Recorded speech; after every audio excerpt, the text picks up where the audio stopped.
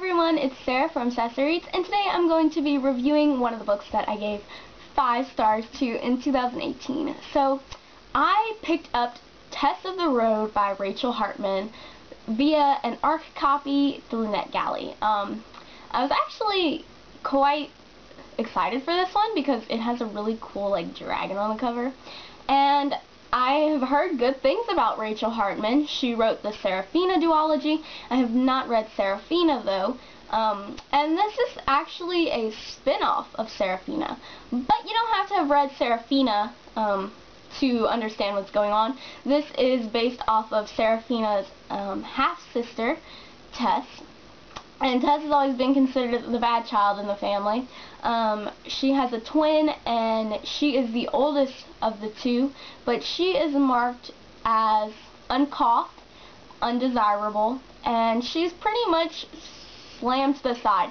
This very much feels like a historical romance novel, you know, with the balls and all that, only though it's set in a fantasy world. So if that's your jam, like it is mine, you'll like this. This is also a very character-centered story. Most people are like, oh, I wanted adventure and all this.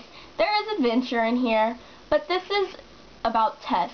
This is about Tess's journey on the road. This is about her coming to terms with the things that haunt her from her past and the things that she has not been able to fully comprehend and understand. And Tess has been through a lot, and I think that's why I loved her so much.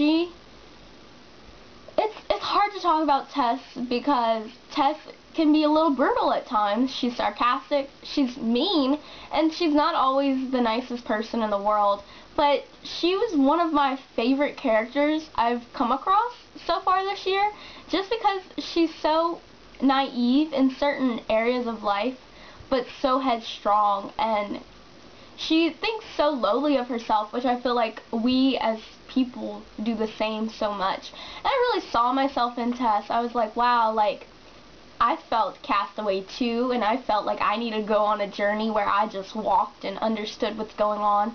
But the reason why she embarks on this journey is to help one of her best friends from childhood named Patka, who's a Quitgul, and I'm probably pronouncing Quitgul wrong, but whatever.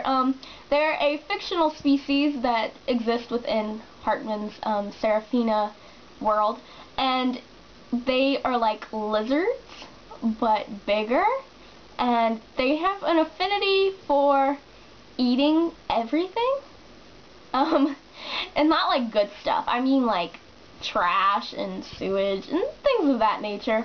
And the thing that impressed me the most about Hartman is that she creates her own language for the Quitguls, and she incorporates it into the novel. And I was like, I was taking a linguistics class at this time and a grammar class, so I was like, this is hard. Like, she's coming up with pronouns and adjectives and verb structures and sentence structures just to put it into a novel, and it doesn't have to be the centerpiece of this novel. Like, Patka and the Quitguls have a huge role in this story, but they're not the story. And I thought that was so cool, that she took the time and the energy to create this world and this language.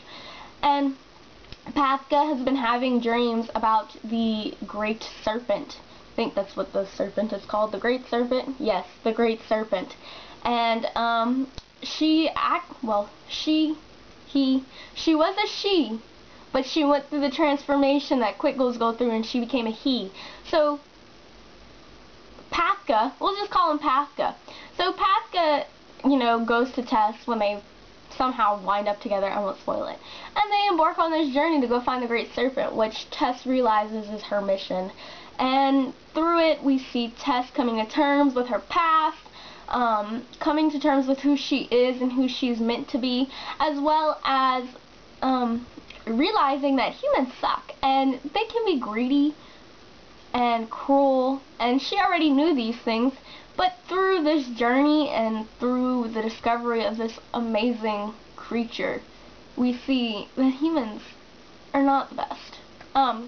So I just I really love Tess of the Road. I know it's not going to be for everyone because it's a very character-centered story. It's quite philosophical at times, which I feel may go over a lot of people's heads. I had to read a couple passages every now and then, but like some of the stuff that Hartman was writing about was very eye-opening, and I just really enjoyed it. And I don't know, like, it spoils like Serafina, so like you may want to read Serafina, but I'm gonna go back and read it. But like I feel like you have to read Tess of the Road. Like, this novel, man, like it tackles some of the hardest and darkest topics that I've ever seen a novel talk about. And it's hinted on very early on what happens, but you don't really know everything until the end. And so this is where I'm going to talk about spoilers and trigger warnings.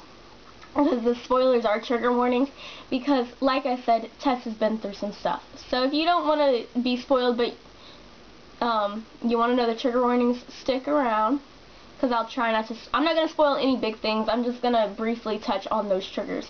So it was revealed very, very early on that Tess had a child. We don't know what has happened to this child, and we don't know anything at all other than that she has been a teen mother. And y'all, this novel, it's a fantasy novel that focuses on a teen mom. Where are you gonna find that? Most people do not write about that stuff, even though it's kind of prevalent in American society and in other societies as well. And so like, it's hard, and then what happens to her child is so much worse, and then the way that the child was conceived is just as bad. So like, trigger warnings for all those things, but like the loss of a child plus having been groomed and raped by a man who took advantage of you, like, that's hard stuff. And I admire Tess so much. She's like just one of my favorite heroines, and I feel like just privileged that I got to read her story, because I feel like Tess is probably one of those characters that you'd want to learn more about, but that she'd never give you the opportunity to know more about herself. And this packed a punch.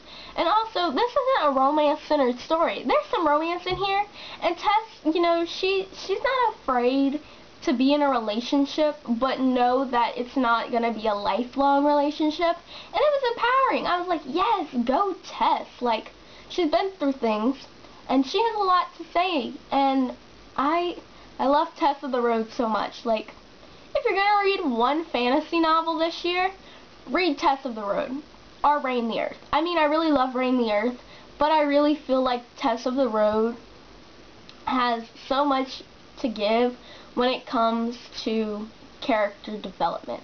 This is a novel that does an excellent job of showing what an amazing character arc is like, and I love it. Like, it's not adventure-centered, and it does have fun moments, but it's also heavy.